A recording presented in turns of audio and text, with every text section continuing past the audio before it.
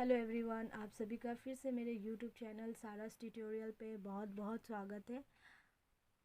आज मैं फिर से आप लोगों के लिए एक नया लेसन लेकर के आई हूँ जिसका नाम है अलंकार।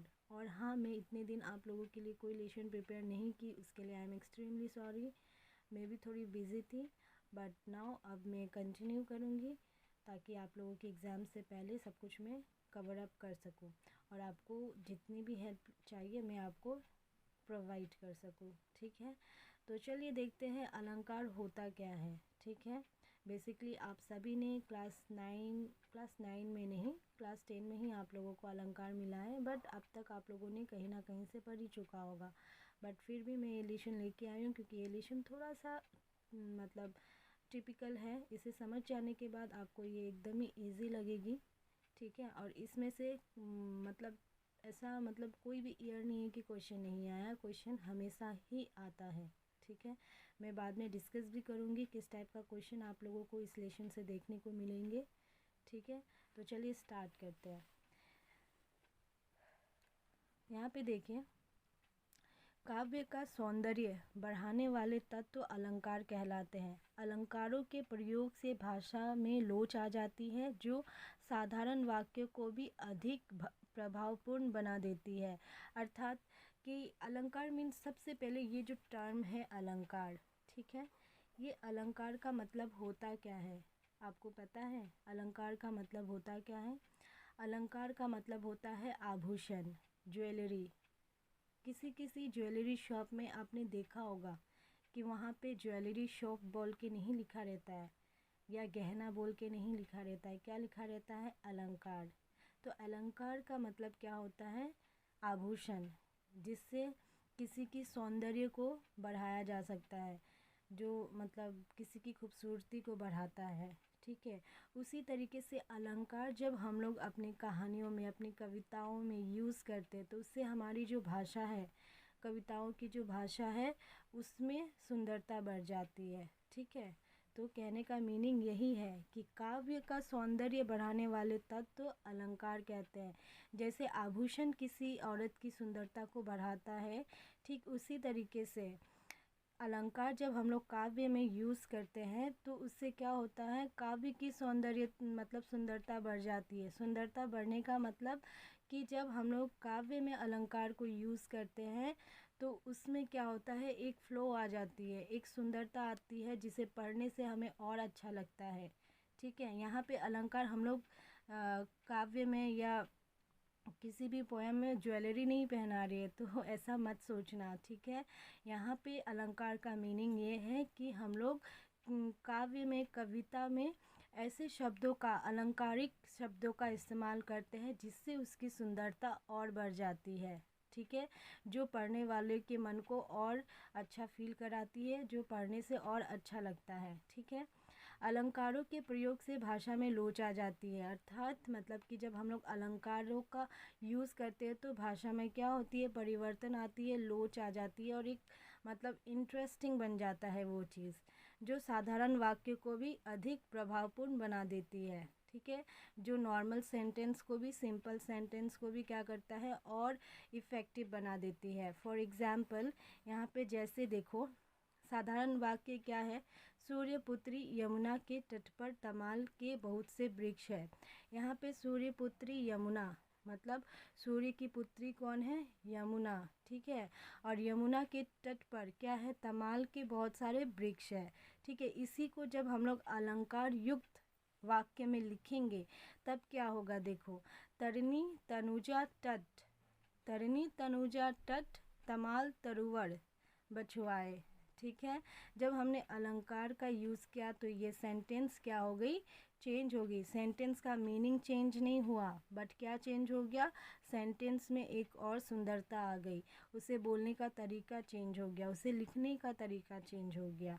ठीक है, उपरोक्त उदाहरण को पढ़ने से स्पष्ट हो रहा है कि अलंकारों के प्रयोग ने साधारण वाक्य के शब्दों और अर्थों में चमत्कार उत्पन्न करके उसमें चार चांद लगा दिए। ठीक है, तो जब हम लोग ने साधारण वाक्य में अलंकार को यूज़ किया, अलंकार युक्त शब्दों का यूज़ किया, तो उससे क्या हो गया? उस वाक्य की सुंदरता और बढ़ गई और उसमें 4 चांद लग गए। ठीक है, अब इन अ लाइन अलंकार मतलब क्या होता है, देखो शब्द और अर्थ में चमत्कार या रमणीयता पैदा करने वाली विशिष्ट शैली अलंकार कहलाती है।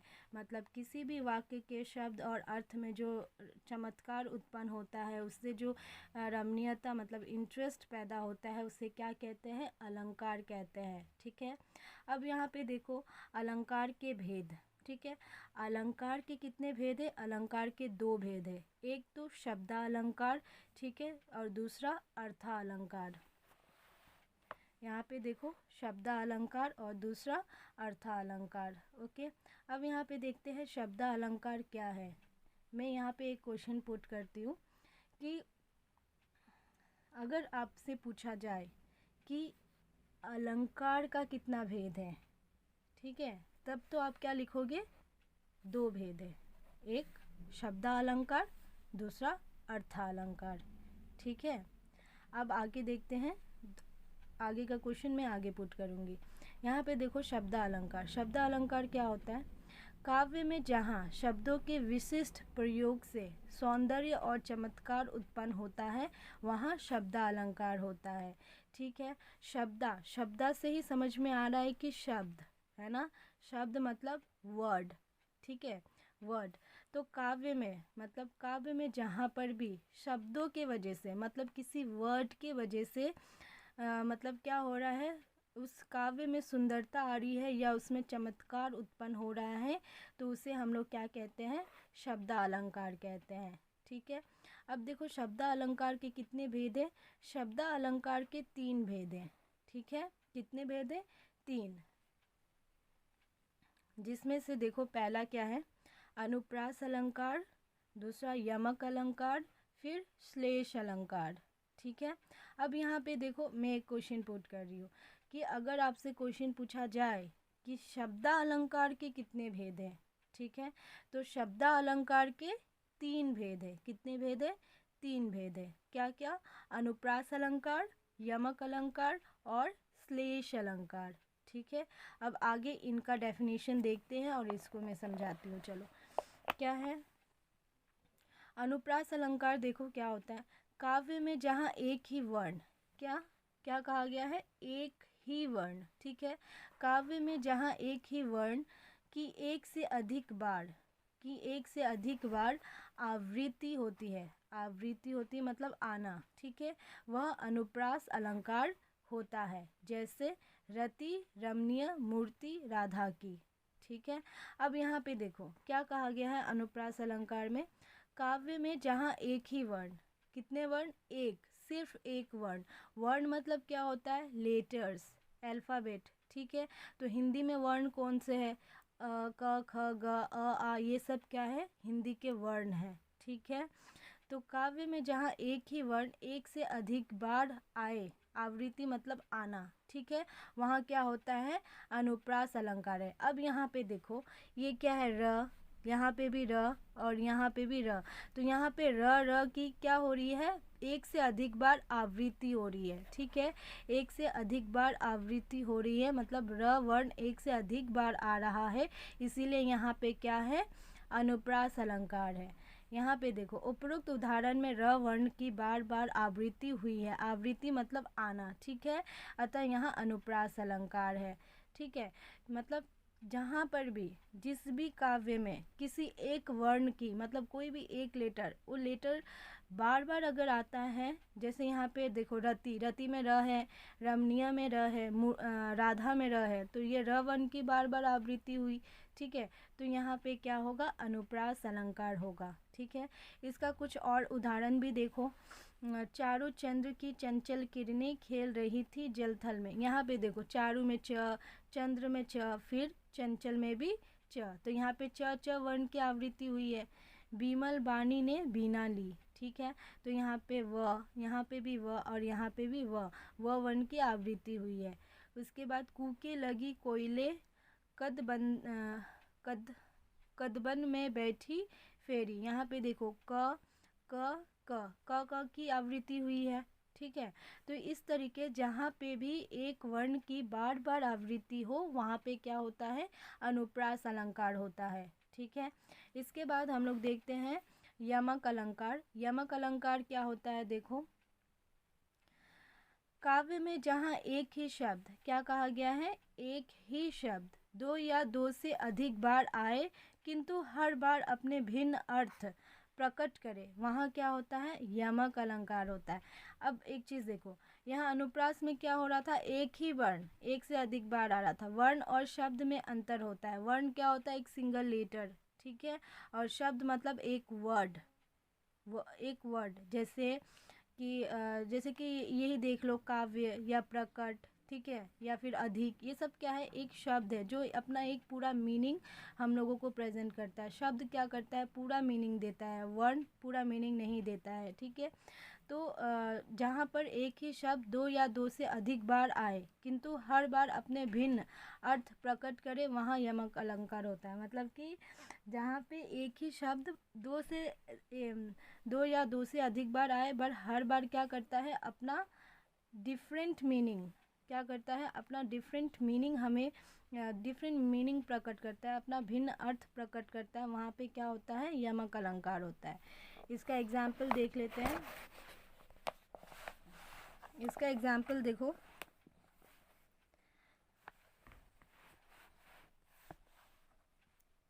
माला फेरत युग भया, फिरा न मन का फेर। ठीक है। कर का मन का डारी दे, मन का फेर। ठीक है। यहाँ पे देखो मन का है ना,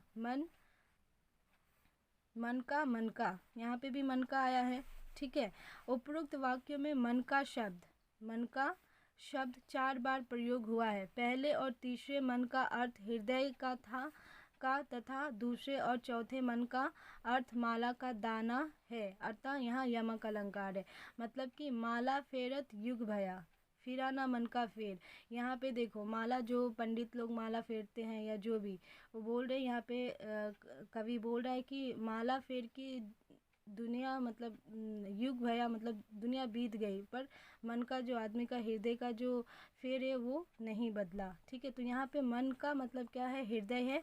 कर का मन का डारी दे, मन का फेर। यहाँ पे मन का और मन का अर्थ क्या है, यहाँ पे मन का अर्थ है,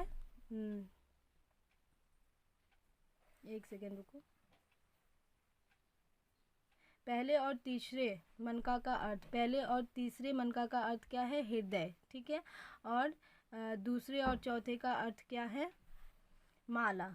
ठीक है। तो यहाँ पे देखो मन का 4 बार आवृत्ति हुई है, बट चारों बार क्या है, मीनिंग डिफरेंट है। एक जगह हम लोग मन मतलब हृदय कह रहे हैं और दूसरी जगह मन का मतलब वो जो माला हम लोग पहनते हैं, पंडित लोग जो पहनते हैं और ऐसे मतलब वो करते हैं, जाप करते हैं वो। ठीक है। तो यहाँ पे देखो शब्द, एक ही शब्द दो या दो से अधिक बार आया है, पर हर बार उसका मीनिंग क्या है, डिफरेंट है। तो यहाँ पे क्या है, यमक अलंकार है। ठीक है। अब कुछ अन्य उदाहरण देखो, काली घटा का घमन घटा। ठीक है। यहाँ पे क्या है, काली घटा का घमन घटा, यहाँ पे क्या है, घटा, और यहाँ पे भी घटा, काली घटा मतलब बादल। ठीक है। का घमन घटा, यहाँ पे घटा का मतलब है घटना, ठीक है, कि कम होना, और यहाँ पे घटा का मतलब है बादल। एक बार देख लेते हैं। उपरोक्त उदाहरण में पहले घटा शब्द का अर्थ बादलों का समूह है, ठीक है, और दूसरे घटा शब्द का अर्थ है कम होना। ठीक है। तो यहाँ पे भी देखो घटा और घटा सेम वर्ड है ना, सेम वर्ड है, 2 बार आए हैं। ठीक है। पर दोनों बार दोनों का मीनिंग क्या है, डिफरेंट है, सेम मीनिंग नहीं है। ठीक है। तो कंफ्यूज मत होना। यमक अलंकार में क्या होता है कि जब कोई शब्द 2 या 2 से अधिक बार आए और हर बार वो अपना डिफरेंट मीनिंग मतलब भिन्न अर्थ प्रकट करे, तो वहाँ पे क्या होता है, यमक अलंकार होता है। ठीक है।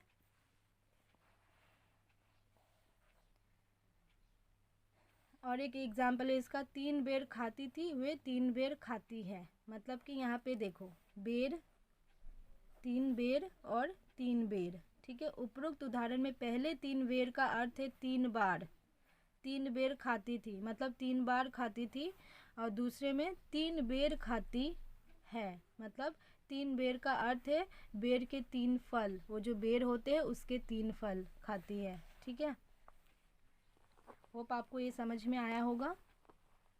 आगे देखो, हमारा आता है श्लेष अलंकार। ठीक है, श्लेष अलंकार में क्या होता है, काव्य में जहाँ एक शब्द, कौन सा शब्द, एक शब्द केवल एक ही बार प्रयुक्त हो किंतु उससे एक से अधिक अर्थ निकले, वहाँ क्या होता है, श्लेष अलंकार होता है। ठीक है, यमक में क्या था, काव्य में जहाँ एक ही शब्द दो या दो से अधिक बार आए, है ना, बट यहाँ पे क्या है, काव्य में जहाँ एक शब्द केवल एक ही बार प्रयुक्त होता है, क्या होता है, एक ही बार प्रयुक्त होता है और उससे एक से अधिक अर्थ निकलता है। क्या होता है, उससे एक से अधिक अर्थ निकलता है, तो उसे क्या कहते हैं, श्लेष अलंकार। यहाँ पे देखो, मगन को देखी पट देत बार बार। ठीक है, उपरोक्त उदाहरण में जो पट शब्द है एक ही बार आया है। ठीक है, बट ये पट का अर्थ क्या है, बहुत सारा है। उपरोक्त उदाहरण में पट शब्द के दो अर्थ है, वस्त्र और किवाड़, अतः यहाँ पे क्या हुआ, श्लेष अलंकार हुआ। ठीक है, ये पट शब्द जो है इसका अर्थ क्या है, एक जगह हम लोग यूज़ करते हैं वस्त्र की तरह और दूसरी जगह यूज़ करते हैं किवाड़ की तरह, मतलब पट का दो मीनिंग हो गया। वर्ड तो एक ही है बट मीनिंग क्या है, बहुत सारा है। तो ऐसा अलंकार जहाँ पे सिर्फ एक शब्द एक ही बार आए बट उससे एक से ज़्यादा मीनिंग हमें मिले, उसे क्या कहते हैं, श्लेष अलंकार कहते हैं। यहाँ पे देखो और एग्जाम्पल है, रहीमन जो गति दीप की कुल कपूत गति सोए, बारे उजियारो करे भरे अंधेरो होए, मतलब कि उपरोक्त उदाहरण में बारे, ठीक है, बारे, ये जो बारे शब्द है, बारे शब्द के दो अर्थ है, जलाने पर तथा बचपन में। ठीक है, बारे शब्द का अर्थ क्या है, जलाने पर भी होता है और बचपन में भी होता है। इसी प्रकार बड़े शब्द के भी दो अर्थ है, बढ़ने पर तथा बुझने पर। ठीक है, कोई शब्द एक ही बार आया है, यहाँ पे देखो बारे भी एक ही बार आया है और बड़े भी एक ही बार आया है, तो मतलब बट दोनों का मीनिंग क्या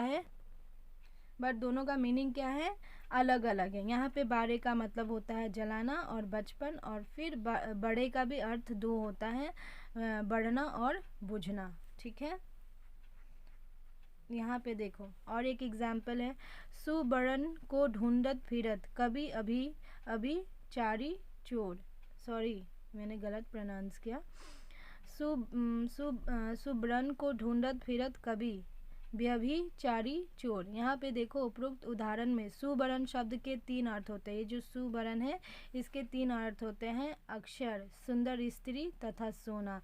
अगर हम लोग अक्षर लिखे तो अक्षर को कौन ढूंढता है, कवि ढूंढता है। ठीक है, और अगर इसको सुंदर स्त्री करे तो सुंदर स्त्री को कौन ढूंढता है, जो मतलब नियत से खराब होता है जो इंसान। ठीक है, और चोर, सॉरी सोना अगर रखे तो सोना को कौन ढूंढता है, चोर ढूंढता है। तो यहाँ पे सुवर्ण शब्द एक ही बार आया है बट इसका मीनिंग क्या है, डिफरेंट, मतलब कि इसका मीनिंग बहुत सारा है। ठीक है, समझ में आया। अब देखो मैं एक बार फिर से रिकैप कर देती हूँ कि अलंकार कितने प्रकार के होते हैं। अलंकार दो प्रकार के होते हैं। ठीक है, शब्द और अर्थालंकार। शब्द अलंकार के कितने भेद है, तीन है, अनुप्रास, यमक और श्लेष अलंकार। ठीक है, अनुप्रास अलंकार में क्या होता है, कोई भी वर्ण बार बार आता है। ठीक है, शब्द अलंकार में क्या होता है, कोई शब्द दो या दो से अधिक बार आता है और हर बार अपना डिफरेंट मीनिंग देता है। ठीक है, श्लेष अलंकार में कोई भी शब्द एक ही बार आता है बट उससे हमें बहुत सारे मीनिंग मिलते हैं, तो उसे श्लेष अलंकार कहते हैं। समझ में आया इतना। आगे देखते हैं अर्थालंकार। ठीक है, अर्थालंकार क्या होता है, देखो काव्य में जहाँ शब्दों के अर्थों के कारण चमत्कार उत्पन्न होता है वहाँ अर्थालंकार होता है। ठीक है, काव्य में जहाँ शब्दों के अर्थ के कारण चमत्कार होता है, क्या कह रहा है, काव्य में जहाँ शब्दों के अर्थ, याद रखना। ठीक है, काव्य में जहाँ शब्दों के अर्थ के कारण चमत्कार उत्पन्न होता है वहाँ अर्थालंकार होता है। मतलब किसी काव्य में अर्थ के वजह से, अर्थ मतलब क्या होता है, मीनिंग के वजह से जो चमत्कार होता है उसे हम लोग क्या कहते हैं, अर्थालंकार कहते हैं। ठीक है, और अर्थालंकार कितने प्रकार के होते हैं, चार प्रकार के। और एक चीज़, शब्दालंकार में किसके वजह से चमत्कार उत्पन्न हो रहा था? शब्दों के वजह से। अर्थालंकार में अर्थों के वजह से। ठीक है, तो अर्थालंकार कितने प्रकार के होते हैं? अर्थालंकार 4 प्रकार के होते हैं। क्या क्या है? उपमा अलंकार, रूपक अलंकार, उत्प्रेक्षा अलंकार और अतिशयोक्ति अलंकार। यहाँ पे एक चीज़ और मैं ऐड करूँगी, ये अर्थालंकार 4 नहीं 7 प्रकार के होते हैं। ठीक है, 7 प्रकार के होते हैं। बाकी 3 का नेम मैं ये 4 एक्सप्लेन करने के बाद बता रही हूँ। ठीक है, ये बुक में 4 प्रकार दिया है, बट आप लोगों की क्लास 10 में 7 प्रकार आएगा। दृष्टांत आएगा, एक अतिशयोक्ति तो है, अनियोक्ति आएगा और एक विरोधाभास आएगा। ठीक है, 3 और अलंकार आप लोगों को दिया गया है, तो यहाँ पे 7 होगा, 4 नहीं होगा। ठीक है, तो ये कंफ्यूज मत होना।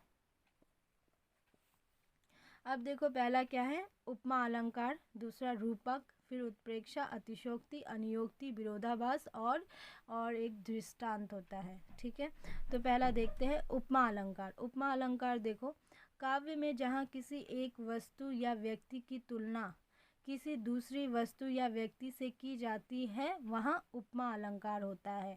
मतलब कि काव्य में जहाँ किसी एक वस्तु या व्यक्ति की तुलना किसी दूसरे वस्तु या व्यक्ति से की जाती है तो वहाँ क्या होता है? उपमा अलंकार। इट मीन्स कि जहाँ पे कंपैरिजन हो, ठीक है, जहाँ पे कंपैरिजन हो वहाँ पे क्या होता है? उपमा अलंकार होता है। कंपैरिजन मतलब कंपेयर करना, तुलना करना।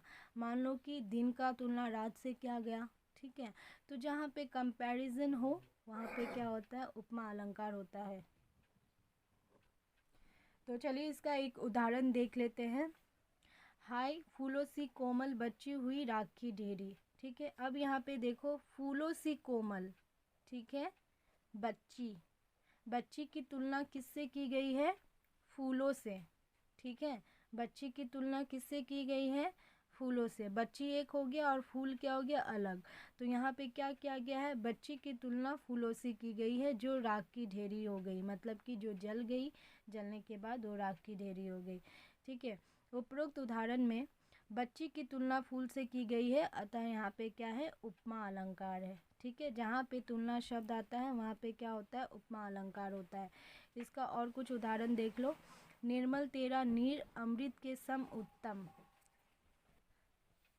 अर्थात इसका मतलब हुआ कि यहाँ पे देखो, निर्मल तेरा नीर अमृत के सम उत्तम। ठीक है, नीर मतलब क्या होता है? आंसू। ठीक है, आंसू की तुलना अमृत से की गई है। पीपर पात सरिस मंडोला। ठीक है, इस तरीके से ये क्या है? उपमा अलंकार है, जहाँ पे एक शब्द मतलब किसी वस्तु व्यक्ति की तुलना किसी और वस्तु व्यक्ति से की जाए। ठीक है, इसके बाद देखते हैं रूपक अलंकार। यहाँ पे देखो ये सारे एग्जाम्पल एकदम इजी एग्जाम्पल है। ठीक है, तो ऐसे ही एग्जाम्पल मतलब आप लोगों को रीड करने चाहिए, क्योंकि एग्ज़ाम में क्या है, आप लोगों का क्वेश्चन सिर्फ 2 पैटर्न का आता है अलंकार का। या तो किसी 2 अलंकार को दे देगा, उसका डेफिनेशन लिखो और परिभाषा लिखो, या फिर दे देगा कि 2 अलंकारों के बीच में डिफ्रेंशिएट करो। ठीक है, तो इस तरीके का ही क्वेश्चन आता है। एग्जाम्पल मस्ट इम्पॉर्टेंट है, एग्जाम्पल एक तो लर्न करके जाओगे। हर एक अलंकार का एक एग्जाम्पल, मिनिमम एक एग्जाम्पल अच्छे से लर्न करके उसको लिख करके आओगे। समझ में आया? इस आगे चलते हैं। यहाँ पे देखो रूपक अलंकार क्या होता है? काव्य में जहाँ गुण की अत्यंत समानता दर्शाने के लिए उपमेय और उपमान को एक कर दिया जाए अथवा उपमेय और उपमान पर आरोपित कर दिया जाए, वहाँ क्या होता है? रूपक अलंकार होता है। मतलब कि काव्य में जहाँ गुण की अत्यंत समानता मतलब सिमिलैरिटी दिखाने के लिए, ठीक है, जब उपमेय और उपमान को एक कर दिया जाता है या फिर एक दूसरे पर आरोपित कर दिया जाता है, तब क्या होता है? वहाँ पे रूपक अलंकार होता है। ठीक है, अब यहाँ पे देखो, मैया मैं तो चंद्र खिलौना ली हूँ। ठीक है, उपरोक्त उदाहरण में चंद्रमा, यहाँ पे चंद्र कौन है? चंद्रमा। चंद्रमा क्या है? उपमेय और खिलौना क्या है? उपमान है। पर आरोपित कर दिया है, अतः यहाँ रूपक अलंकार है। यहाँ पे श्री कृष्ण बोल सकते हो या राम जी बोल सकते हो, जो अपनी माता से कह रही है कि मुझे वो जो चांद है वो चंद्र खिलौना चाहिए। अब बच्चे के मन का क्या है, वो अगर कुछ भी देख ले तो उसे तो वो खेलने वाली चीज़ ही लगती है। तो यहाँ पे मतलब कहने का तात्पर्य क्या है कि यहाँ पे चांद और खिलौने के बीच में एकदम सिमिलैरिटी दिखाई गई है बच्चे की नज़र से। उस बच्चे को नहीं पता चल रहा है कि वो चांद है ना कि एक खिलौना, बट वो अपनी मम्मी से हट कर रहा है कि मुझे वो खिलौना चाहिए। वो चंद्रमा को किसकी तरह बोल रहा है, खिलौना की तरह। तो वो चंद्रमा एंड जो खिलौना है उसके बीच में क्या कर दिया, सिमिलैरिटी उत्पन्न कर दिया। ठीक है, दोनों में समानता उत्पन्न कर दी। ठीक है, तो इसीलिए यहाँ पे क्या है, रूपक अलंकार है। जहाँ भी किसी चीज़ के बीच में सिमिलैरिटी की बात आए वहाँ पे क्या होती है, रूपक अलंकार होती है। ठीक है, आगे देखते हैं।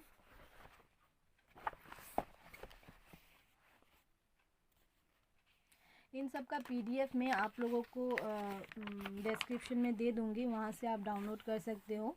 ठीक है, और मतलब कि बेसिकली इसका मैं क्वेश्चन आंसर तो बोल करके कुछ नहीं है, एज इट इज़ लाइन आपको लिखना है, कुछ भी अलग लिखने की ज़रूरत नहीं है। और इस बुक में बहुत ही सिंपल लाइन दिया हुआ है, तो आपको ये बहुत हेल्प करेगा। मैं इसका पीडीएफ बना करके डाल दूँगी डिस्क्रिप्शन में, वहाँ से आप डाउनलोड कर लीजिएगा।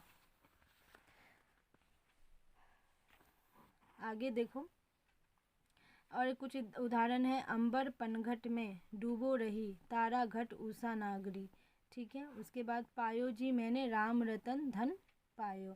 धन को किसके साथ मतलब राम रतन को, राम रतन, रतन मतलब राम और रतन, रतन मतलब क्या होता है, सोना, ज्वेलरी, आभूषण, ये सब जो कीमती चीज़ें होती है उसके को क्या कहते हैं, रतन कहते हैं। तो यहाँ राम और रतन में मतलब क्या कर दिया है, सिमिलैरिटी उत्पन्न कर दी है, दोनों को एक जैसा एक समान ही बता दिया है। ठीक है, आगे देखो। नेक्स्ट है हमारा उत्प्रेक्षा अलंकार। ठीक है, उत्प्रेक्षा अलंकार क्या है, देखो। उत्प्रेक्षा अलंकार काव्य में जहाँ उपमेय में उपमान की संभावना या कल्पना की जाए। यहाँ पे क्या है, देखो, उपमेय और उपमान अलग अलग नहीं है। इसमें क्या है, उपमेय में ही उपमान की क्या कर रही है हम लोग, संभावना या कल्पना की जाए, वहाँ उत्प्रेक्षा अलंकार है। एग्जाम्पल से समझाती हूँ, देखो। उस काल मारे क्रोध के, तनु कांपने उनका लगा। यहाँ पे देखो तनु क्या है, मानो हवा के जोर से सोता हुआ सागर जगा। यहाँ तनु है उपमान, सॉरी उपमेय। ठीक है, और सोता हुआ सागर क्या है, उपमान की संभावना की गई है। मतलब उस काल मारे क्रोध के, तनु कांपने उनका लगा, मतलब कि उस दिन, उस काल मतलब उस दिन, मारे क्रोध के, तनु मतलब शरीर उसका कांपने लगा, मानो हवा के जोर से सोता हुआ सागर जगा। जिस तरीके से तेज हवा के भाव से क्या होता है, सागर में लहरें उत्पन्न होती है, उसी तरीके से मतलब कि उसके शरीर के कांपने का आशय किससे दे दिया गया, किससे मतलब उसकी संभावना किससे व्यक्त की गई, मानो कि कोई सोता हुआ सागर हवा के झोंके से जाग गया हो। ठीक है, तो शरीर मतलब सागर हो गया और उसका गुस्सा क्या हो गया, हवा की भांति हो गया। ठीक है, तो मतलब जहाँ पे उपमेय में उपमान की संभावना हो, यहाँ पे उपमेय और उपमान अलग अलग नहीं है, उपमेय में ही उपमान की संभावना को व्यक्त किया गया है। ठीक है, और ये कुछ और एग्जाम्पल्स हैं, तो ये सब आप लोग देख लोगे। ठीक है, एक बार मैं रीड करती हूँ। कहती हुई यो उतरा के नेत्र जल से भर गए, हिम के कणों से पूर्ण मानो हो गए पंकज नए। मतलब कि कहती हुई उतरा, मतलब उतरा के नेत्र क्या हो गए, जल से भर गए, हिम के कणों से पूर्ण मानो हो गए पंकज नए। जो हिम के कण हैं, बर्फ़ों के कण हैं, उससे क्या हो गए, कमल नए हो गए हो। इस तरीके से मतलब नेत्र और पंकज को, पंकज मतलब कमल को एक जैसा ही माना है। नेत्र क्या है, उपमेय है, और पंकज हमारा क्या है, उपमान। पंकज मतलब क्या होता है, कमल, किसी बच्चे का नाम नहीं है। ठीक है, तो कंफ्यूज मत होना। नेत्र मतलब होता है हमारा नयन, आँख, और पंकज मतलब होता है कमल। ठीक है, देखो, लंबा होता तार वृक्ष जाता, मानो छूना व्योम को चाहता। अब यहाँ पे देखो, वृक्ष और व्योम, मतलब वृक्ष क्या है, उपमेय है, और व्योम क्या है, आसमान। व्योम मतलब आकाश। ठीक है, अब आगे देखते हैं। आगे देखो, अतिशयोक्ति अलंकार। ठीक है, अतिशयोक्ति अलंकार क्या होता है? काव्य में जहाँ किसी वस्तु, पदार्थ अथवा कथन का वर्णन लोक सीमा से बढ़ा चढ़ा कर प्रस्तुत किया जाए, वहाँ अतिशयोक्ति अलंकार होता है। मतलब कि काव्य में जहाँ किसी वस्तु, पदार्थ या कथन को का वर्णन, कहते हैं ना, किसी की तारीफ़ करने से हम लोग बहुत एक्स्ट्रा बोल देते हैं, बहुत ज़्यादा बढ़ा चढ़ा करके किसी चीज़ के बारे में बोलते हैं। हम लोग करते हैं तो एक छोटा सा काम, बट उसको सुनाते हैं बहुत बड़ा करके। तो अतिशयोक्ति अलंकार ऐसा ही होता है, जहाँ पे किसी वस्तु या पदार्थ या किसी इवेंट, मतलब किसी कथा के बारे में बहुत ज़्यादा ही बढ़ा चढ़ा करके बोला जाए।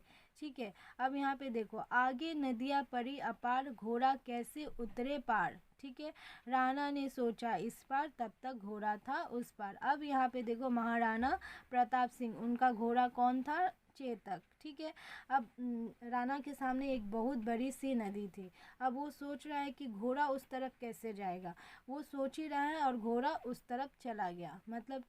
मतलब वो अपने मन में ही सोच रहे कि मेरा घोड़ा उस तरफ कैसे जाएगा, और इतने में ही घोड़ा क्या हुआ, मतलब उस नदी के उस पार चला गया। तो यहाँ पे क्या कर रहा है कि महाराणा प्रताप के घोड़े चेतक की गति का बड़ा चढ़ा कर वर्णन किया गया था यहाँ अतिशयोक्ति।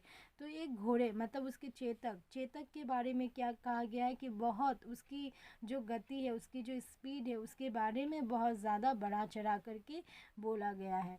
तो यहाँ पे क्या है, अतिशयोक्ति अलंकार है। इसका और कुछ एग्जाम्पल देखो, जहाँ ना पहुँचे रवि वहाँ पहुँचे कवि। अब यहाँ पे कवि की मतलब कवि की बड़ाई की गई है बहुत बढ़ा चढ़ा कर। मतलब ऐसा कहा गया है कि जहाँ पे रवि मतलब सूर्य, जहाँ पे सूर्य नहीं पहुँच सकता वहाँ पे कवि पहुँच सकता है। तो यहाँ पे कवि के बारे में बहुत बढ़ा चढ़ा के कही गई है। ठीक है, हनुमान की पूँछ में लग न सक पाई आग, लंका सगरी जल गई, गए निशाचर भाग। अब तो ये तो हम लोगों को सबको पता है कि हनुमान जी के पूँछ में आग लगी थी, और उस आग के वजह से ही मतलब पूरे लंका को उन्होंने जलाया था। ठीक है, और उन्होंने जानबूझ के वो आग लगवाई थी। बट यहाँ पे क्या कहा गया है कि उनके पूँछ में ही आग नहीं लगी। ठीक है, तो यहाँ पे चीज़ों को बहुत ही बढ़ा चढ़ा कर के बोला गया है।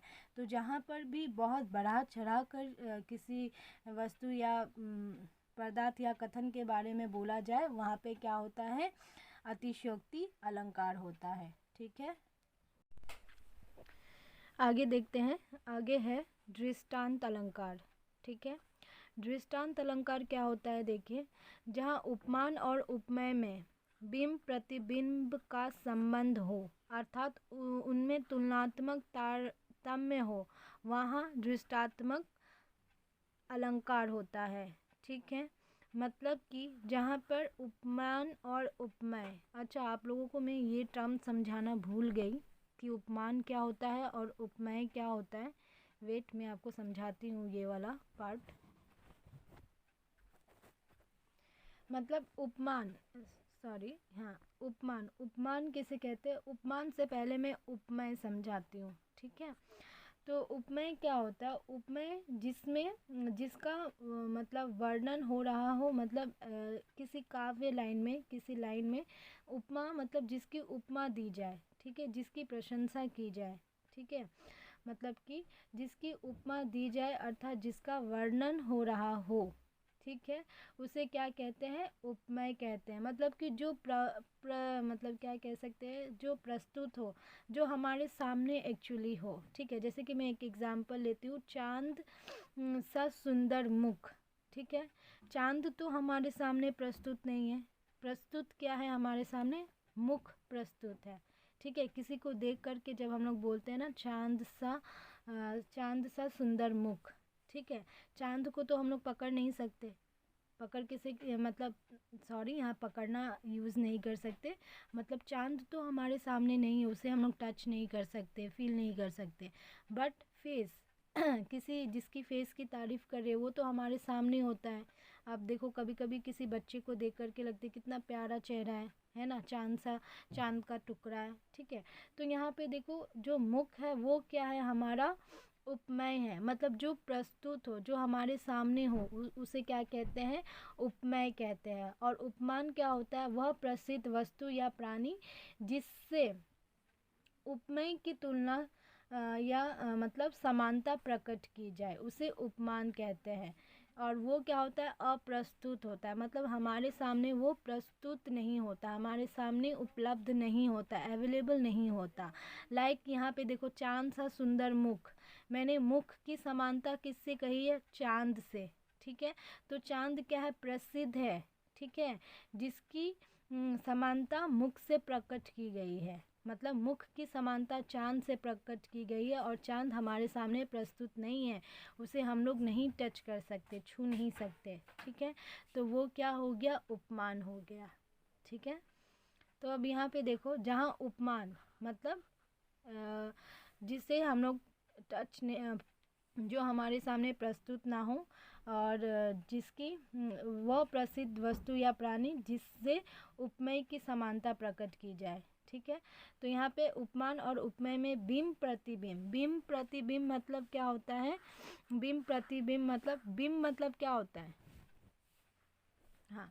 तो बिंब प्रतिबिंब का मतलब क्या होता है, बिंब प्रतिबिंब मतलब इमेज रिलेशनशिप, मतलब एकदम ही ट्रांसपेरेंट, ठीक है, का संबंध हो, अर्थात उसमें तुलनात्मक मतलब कंपैरेटिवली मेल मतलब इक्वालिटी हो, वहाँ दृष्टांत अलंकार होता है, ठीक है। मतलब कि जहाँ पर उपमान और उपमेय में एकदम इमेज रिलेशनशिप, मतलब कि बिंब प्रतिबिंब का संबंध हो, अर्थात उसमें तुलनात्मक मतलब कंपैरेटिबिलिटी, ठीक है, कंपैरेटिबिलिटी, मेल मतलब इक्वालिटी हो, तारतम्य मतलब होता है मेल हो, वहाँ क्या होता है, दृष्टांत अलंकार होता है। सॉरी। अच्छा, अब यहाँ पे देखो, मैं कुछ वर्डों को इंग्लिश वर्ड में बोल रही हूँ ताकि आप लोगों को अच्छे से क्लियर हो जाए, क्योंकि हिंदी का बहुत सारा ऐसा वर्ड होता है जो बच्चों को समझ में नहीं आता है, इसीलिए मैं कहीं कहीं पे इंग्लिश भी यूज़ करती हूँ ताकि आप लोगों को समझने में आसानी हो, ठीक है। तो चलिए इसका एग्जाम्पल देखते हैं। सठ सुधरही सत संगत पाई, पारस परस कुघात सुहाई, ठीक है। अर्थात दुष्ट व्यक्ति संतों की संगति में उसी प्रकार सज्जन बन जाता है जिस प्रकार पारस पत्थर के संपर्क में लोहा सोना बन जाता है, ठीक है। यहाँ पर देखो, यहाँ विषय को समझाने के लिए उसके सदृश विषय का उल्लेख किया गया है, अर्थात विषय उपमान और सदृश विषय उपमेय में तुलनात्मक तारतम्य दिखाया गया है, अतः यहाँ दृष्टांत अलंकार है। मतलब यहाँ पे देखो, सठ सुधरही सत संगत पाई, सठ जो होता है, जो दुष्ट व्यक्ति होता है, वो मतलब कि साधु के संगति में अच्छा हो जाता है, मतलब अच्छे लोगों की संगति में अच्छा हो जाता है। ठीक उसी प्रकार पारस परस कुघात सुहाई, मतलब जो पारस पत्थर होता है वो भी मतलब पारस परस कुघात सुहाई, मतलब पारस पत्थर के संपर्क में क्या होता है, लोहा भी सोना बन जाता है। तो यहाँ पे दो उपमान और उपमेय में तुलनात्मक मेल दिखाया गया है, दोनों में ही क्या दिखाया गया, दोनों में ही किसी न किसी के मेल के वजह से कुछ ना कुछ अच्छा हो रहा है। तो यहाँ पे क्या है, दृष्टांत अलंकार है। होप आपको ये समझ में आया हो। इसका और यहाँ पे एग्जाम्पल नहीं है, तो ये एग्जाम्पल 2 लाइन का है, ठीक है, आप कर सकोगे, या आपके पास कुछ अलग एग्जाम्पल है तो आप वो कर लेना, ठीक है। बट करो वही जो आपको इजी लगे। ऐसा नहीं है कि मैंने इतने सारे नोट्स दे दिए, इतना सारा मैं जो बोलूँगी वही आप करोगे, दैट नॉट नेसेसरी। आपके लिए जो इम्पॉर्टेंट है, आपको जो इजी लगता है वो करो, बस अच्छे से पढ़ो, और कुछ इम्पॉर्टेंट नहीं है। इसके बाद हम लोग देखते हैं अनियोक्ति अलंकार।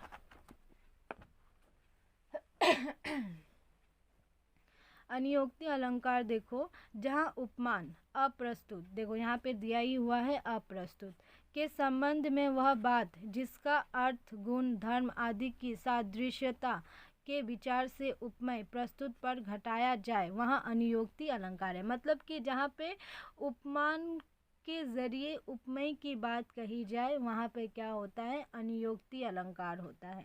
ठीक है, मतलब कि उपमान क्या है, वो तो अप्रस्तुत है, बट उसकी बातें हम लोग उपमेय में करते हैं। ठीक है, उसकी प्रशंसा उपमेय के ज़रिए करते, उपमेय में उसकी मतलब जो मान लो कि चांद क्या है, सुंदर है। ठीक है, तो चांद की सुंदरता को हमने किससे मिला दिया, मुख से मिला दिया।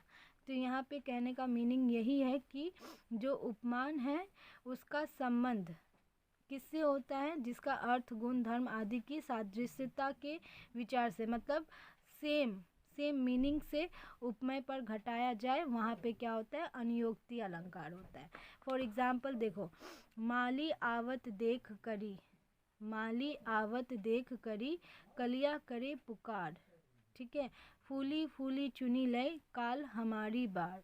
यहाँ कलियों के टूटने के गुण, धर्म आदि की सादृश्यता के आधार पर मनुष्य की नश्वरता की ओर संकेत किया गया है, अतः यहाँ अनियोक्ति अलंकार है। ठीक है, मतलब यहाँ पे क्या है, माली आता है और रोज फूलों को तोड़ करके ले जाता है। फूल क्या है, कोमल है ना, प्यारे हैं। ठीक है, फूलों का क्या है, फूलों का गुण है दूसरों के जीवन को महकाना, बट यहाँ पे मनुष्य क्या कर रहा है, उन फूलों को ही तोड़ करके ले जा रहा है, उस बाग को उजाड़ करके ले जा रहा है।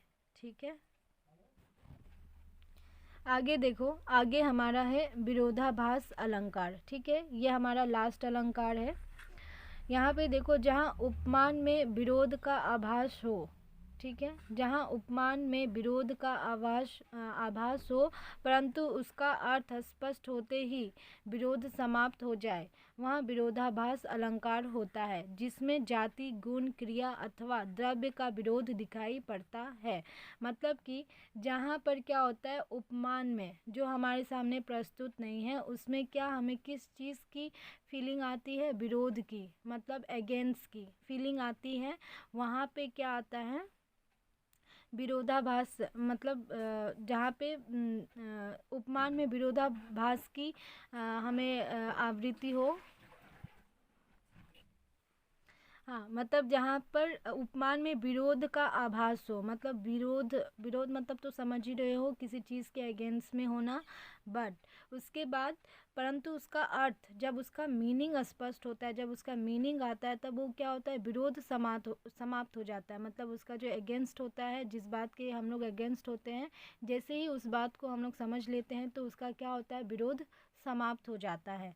जब तक हम लोग किसी चीज़ को समझते नहीं हैं, उसके अगेंस्ट में रहते, जैसे ही हमें वो चीज़ समझ में आ जाती है, वैसे ही हम लोग उसके मतलब बिहाफ में हो जाते, उसके पक्ष में हो जाते हैं। तो वहाँ पे क्या होता है, विरोधाभास अलंकार। फॉर एग्जांपल आप देख लो, मैथ्स का अगर कोई चैप्टर आपको समझ में नहीं आ रहा है, तो आप क्या बोलोगे, ये चैप्टर मुझे समझ में नहीं आता है, इसको अलग ही रखो, मैं इसके अगेंस्ट हूँ, मुझे ये इससे मतलब इतना वो नहीं है, मैं दूसरे चैप्टर्स कर लूँगा, है ना, या कर लूँगी। बट जैसे ही आपको वो चैप्टर समझ में आ जाता है, वैसे आप अपने फ्रेंड्स को बोलते नहीं, ये चैप्टर तो बहुत ईजी है।